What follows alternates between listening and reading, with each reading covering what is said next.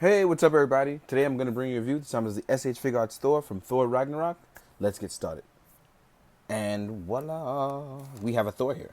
So, real quick, the first thing I want to jump into is the simple fact that Thor actually has a really good face sculpt, which you probably can't notice because, oh, there it is.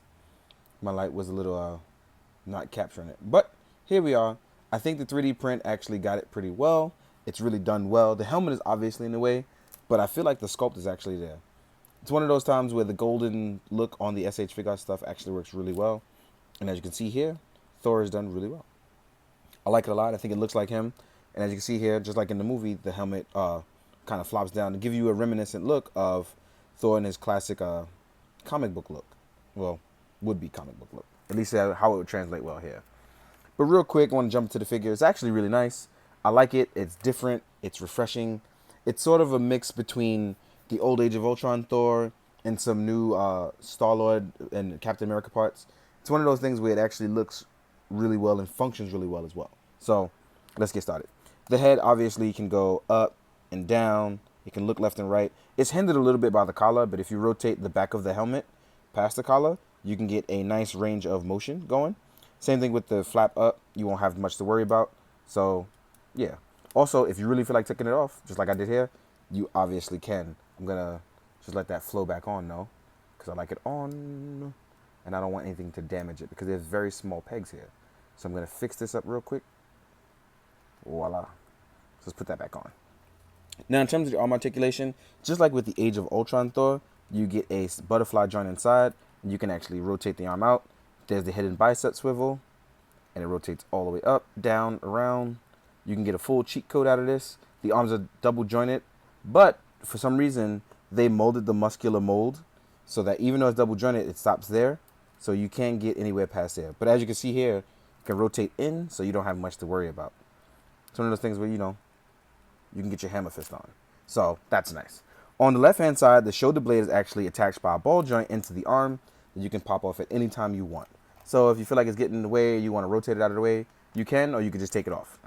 It actually rotates up and in and around the arm, so you don't have much to worry about.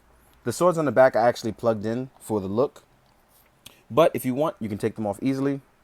Just wiggle them out of the peg, and voila. No cloth cape, but you do get the soft plastic one, so it's malleable. You can move it, and for those of you that are going to cut it off, please be careful with it, because you'd have to cut it off here as well, and it's kind of on there, so just be careful. The arms look a little thin under the gauntlets, but it still works for the SH Figuarts look, which I don't mind. But if you're going to stare at it too long or too much, you'll easily notice that they're a little, small. He's Thor, god of hammers, so he's supposed to be jacked, right? The ab crunch is actually really nice. As you can see here, it rotates all the way in, very nicely in. Rotates left and right. So as far as the ab crunch and ab articulation, you shouldn't have any issue with this Thor whatsoever. So those of you that are bigger articulation like me, this shouldn't be an issue.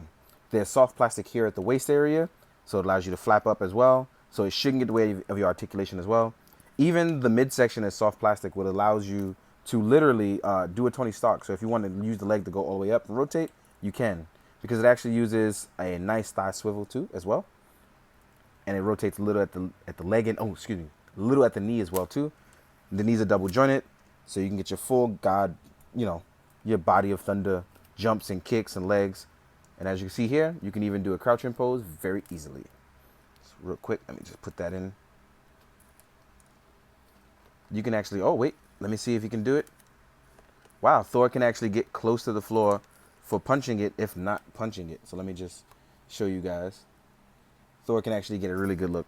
So that's actually really good considering the last Thor couldn't do any of those things.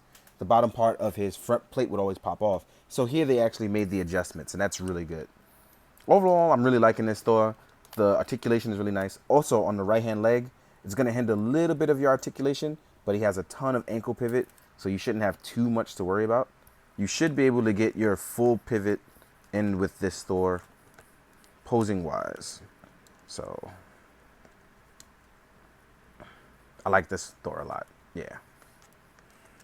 I think he may be on the smaller side, but he's actually really nice. So this is really nice. Let's leave him, actually, let's rotate his head up a little. Get that helmet behind there. There we go. So yeah, let's leave him like that. So real quick, you saw the sheaths on the back. It's one of those things where it's part swapping, and I'm okay with that. And then you have a sheath for when the swords are not in, that you can also plug into the back as well. Show them as if they were taken out. And then you get the 2 swords that Thor actually uses in the movie when he is fighting with the Hulk. These actually look really nice. Now, as far as hands and accessories, you get 2 hands for holding the swords. And miraculously, what I also want to test out, I'm going to test it right now, is whether or not he can actually fit his hammer in these hands. And it looks like you cannot, because the hands are actually made a little too small. So if you want, you're going to have to swap hands with the previous Thor to make him hold his hammer. So it just doesn't work out that way. I wanted to make sure I didn't test that out, but you have to swap with the previous hands. Then you get open palms, and you have your natural closed fists. So as far as accessories, Thor doesn't come with much, because it didn't actually hold many other things. So if you get the US release, you'll get the lightning, which will counterbalance in terms of accessories in case you missed out on that. But it's really nice. All in all, let's do some height comparisons. So let's stand Thor up.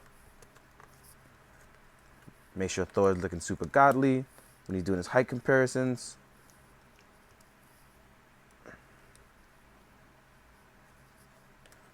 Have him stand as well as possible. And voila. Let's get started. First thing I'm going to do is compare him to the Hulk, because you're going to want to know. I think this is a great scale. All in all, if you have the SH Figuarts one, it's a great scale. It works out very much easily. If you want to be even more monstrous and even more big, you obviously are going to go with the Mezco or the Marvel Select one. Right? So, but all in all, in terms of SHF scale, it works out just fine. Next up, we're going to compare him to another Hulk. This one is the Age of Ultron Hulk, also from SHF, just in case you don't get this Hulk.